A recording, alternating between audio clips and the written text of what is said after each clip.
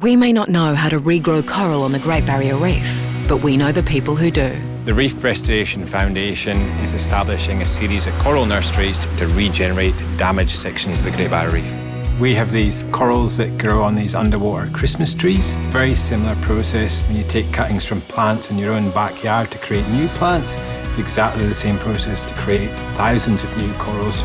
It's just amazing. You've just had to put your head under that water and you're in a different world. There's something you can do to help. That gets me out of bed.